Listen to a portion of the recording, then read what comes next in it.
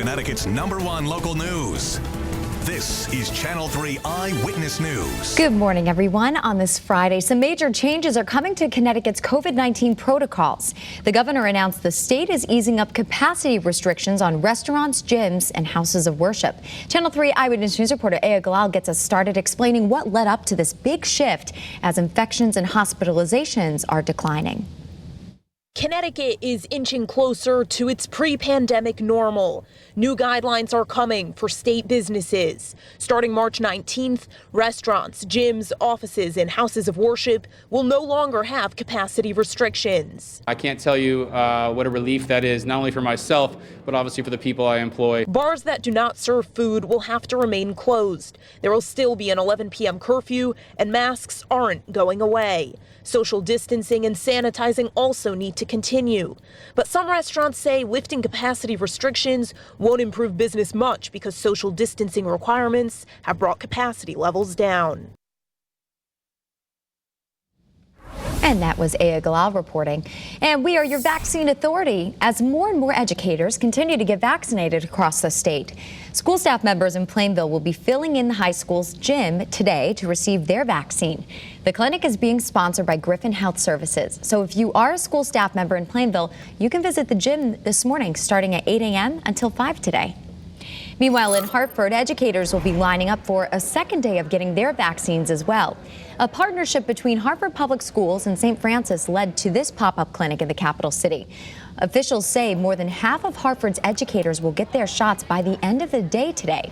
These two clinics are all part of Connecticut's push to vaccinate teachers who became eligible on Monday.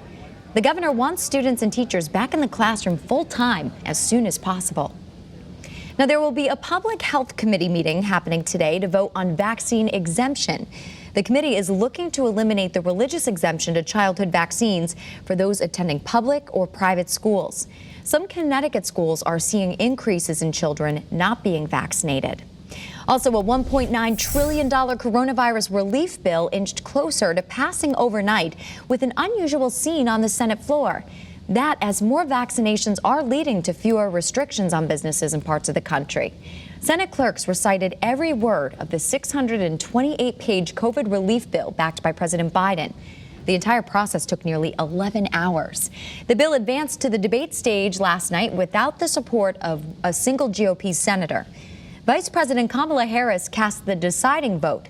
House Speaker Nancy Pelosi said the goal is to have the president sign it before key unemployment benefits expire on March 14th. All right, you might have felt the earth move under your feet last night as we had a small earthquake in West Hartford. I pinpointed the area right on Tunxus Road where it connects with Mountain Road. 1.9 earthquake, very minor, but nonetheless, you might have felt some shaking, some rattling, some rolling at about 1:15 this morning. Again, in West Hartford. So if you felt something, you were not nuts. Yeah, it did happen, a 1.9 magnitude earthquake in West Hartford at about 1:15 this morning. Going to your vaccine appointment? I am today. I'm very excited about this. All 3 days for the next 3 days look good, but it is going to feel like January out there as opposed to March. Regional radar is dry. Dry roads, you are good to go. Don't forget, sun glare might be a little bit of a problem this morning as it is coming up beautifully. Right now in Hartford, 23 degrees, but look at the wind out of the west-northwest at 13 miles an hour. And the temperature trend today will be up, but only in the low to mid-30s. Low to mid-30s across the state, even some upper 20s in parts of northwest Connecticut. And you have to subtract about 10 to 12 degrees off the temperatures because that's what it's going to feel like with the wind. So it's going to be a cold day today. Here are the current temperatures below average. 24 is where we should be. We're at 16 in Salisbury, 18 in Torrington, 20 at Bradley, Waterbury, 21 in Chester and in Putnam, 22 in Willimantic and Norwich. You move to the shoreline, you get a little bit better. Temperatures 24, Groton, 25, Bridgeport, 26 in New Haven. Now the temperature differential from yesterday, 24 hours ago, anywhere from 12 to 14 to 16 degrees colder in parts of the state than where we were just 24 hours ago. You throw in a sustained wind of 22 miles an hour in Groton, 16 at Bradley, 13 in New Haven, with gusts right now to 29 miles an hour in Groton. And this is what it feels like when you're walking out the door. 1, is the loneliest number that you'll ever see. In Salisbury, it's 1. 6 at Bradley, 6 in Torrington. This is the real feel, and it's going to be a cold day today. All right, so here are your headlines. Windy and cold to start. A cold day ahead and a cold weekend, too. Satellite and radar confirms not a lot going on. High pressure is going to be kind of in control today, so it's going to be a beautiful day in terms of sky conditions, but that wind is out of the northwest, and that is funneling in some cold air. Look at the snow, lake effect snows making their way all across New York State, but not so much for us here in Connecticut. Tomorrow looks like another great day, but again, cold. And then there could be some clouds around tomorrow afternoon, but not a big deal. We'll clear it out again tomorrow night. So just some clouds over the weekend. Daytime highs today, upper 20s, low 30s. Mostly sunny, breezy, and cold. Your 7-day forecast calls for moderation. Not this weekend, though. Going to get even colder tomorrow with that breeze continuing. 36 on Sunday, and then Monday, Tuesday, Wednesday, and Thursday. Look at those numbers. 60 by Wednesday and Thursday. Thursday does feature a chance for rain, and it will be rain with a temperature of, again, 60 degrees. All right, 7:06 is now the time. Nicole, we'll send it back to you. All right, thanks, Scott. The governor is looking to end discrimination in the workplace. Yesterday, the Crown Act was passed in the state Senate and is waiting to be signed by the governor.